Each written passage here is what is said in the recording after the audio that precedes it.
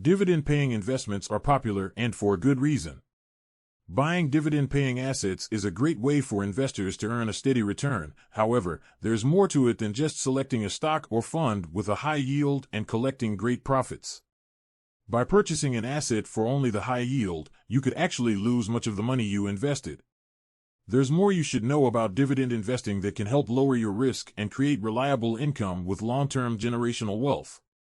These are 10 main points all investors should be aware of. Watch to hear number 1, which could potentially help you earn hundreds of thousands of dollars more. Number 10, the power is in reinvestment. When you see the regular dividend payments hit your account, it can feel like the money can be spent. The truth is, reinvesting the dividends is where the real growth is going to come from. Let's assume you purchase 100 shares of a stock trading at $100 per share. At the time of purchase, the stock pays a 5% dividend and its share price and dividend yield are both expected to grow at 5% annually. After 25 years, your initial $10,000 investment would have grown to $59,000 had you not reinvested the dividends. By comparison, it would have grown to $115,000 had you reinvested the dividends. Number 9, dividends are an important part of overall returns. Over many decades, dividends have accounted for more than 40% of the total returns of the S&P 500. The relationship between dividends and capital gains hasn't been consistent on a year-to-year basis, but they do work together to provide a combination of growth and income over time. Capital gains tend to be considerably larger percentages of returns during bull markets when prices are way up, while dividends are a larger percentage of returns during bear markets when prices are down. Taking advantage of both forms of income can help provide a more balanced portfolio in all market cycles. Number 8, they come in various frequencies. Dividends are most commonly paid on a quarterly basis, every 3 months, whether it be from an ETF or a single stock, but companies pay their dividends on all different schedules.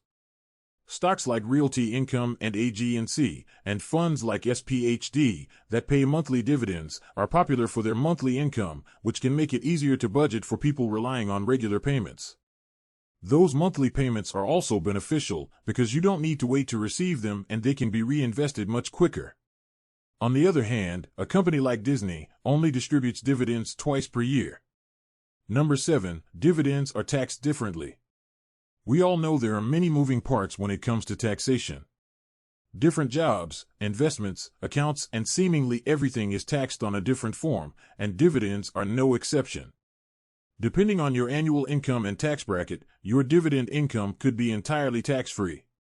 For example, single taxpayers with a taxable income of $40,400 or less will be at a 0% tax rate for qualified dividends, even if the investments are held in a taxable brokerage account. Due to the complexity of paying taxes, it's recommended to consult a CPA. Number 6, high payout ratios are red flag. Dividends are paid to share a portion of a company's success with patient shareholders. At least that was their original intention. It's important for owners of individual stocks to keep an eye on the payout ratio, aside from other key financial fundamentals. The payout ratio is simply the amount of money the company pays to its shareholders in relation to its profit. If the company's average earnings per share is $10 and the annual dividend is $8, the payout ratio is 80%, which is pretty high. Various experts recommend sticking with stocks that keep their payout ratio to manageable levels, generally around 50%. Companies generally try to maintain consistent and rising dividends, but if the earnings aren't rising accordingly, this could lead to a rising payout ratio and could be a sign of a bigger problem. Number 5, dividends can get cut.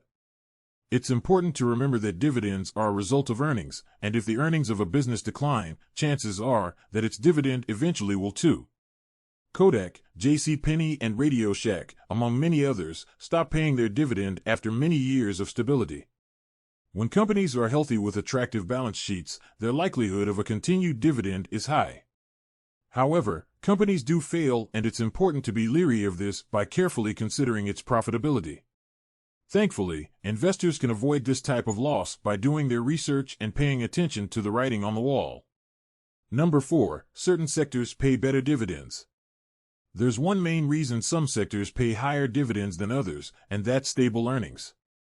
Telecommunications, utilities, and consumer staples are considered safe and can make money in almost any economy.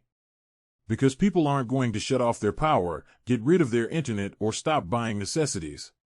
They will stop going on vacation and spending on luxuries though. Sticking with these more stable sectors can increase your chances of earning reliable income. Relying on a sector for stability isn't foolproof though. Before the housing crisis of 2008, even banks were seen as very reliable dividend payers. Number 3, REITs offer high yields with high risk. Real estate investment trusts pay some of the highest yields in the stock market because of their tax structure. They're required to pay most of their earnings to shareholders in the form of dividends. This is great for dividend yields, but these investments can also carry considerable risk. While you might think real estate is a very secure investment, many of the businesses owned by these real estate companies are very sensitive to the economy. These include retail stores, shopping malls, and office centers, which are heavily impacted when the economy weakens. Furthermore, these companies profit heavily from debt, and decreased income can be damaging. Number 2, dividends used to be more relevant. Believe it or not, investors used to primarily focus on dividends and hardly consider capital appreciation. Before the Great Depression, stocks were expected to yield more than bonds to compensate for the higher risk of these equities. To put this into perspective, bond yields in the 1920s were somewhere around 4 to 6%. Capital appreciation was still understood, but it was seen as mostly speculation. Number 1, dividends may mean lower growth. Just because the security pays a dividend doesn't mean it's free money. Generally, a company won't pay a dividend if they're able to reinvest the money themselves and earn a large profit. When they decide they can't reasonably invest all their profits for the returns they were previously able to achieve, they distribute them to shareholders. When a company begins paying dividends, some investors see that as a sign of slowing growth. In simple words, dividends commonly but not always mean lower overall returns because the company no longer has the ability to make the highly profitable investments it once did. This is why you see older, slower-growing companies like IBM and Coca-Cola paying dividends. Growth stocks historically provide higher returns over a long period of time.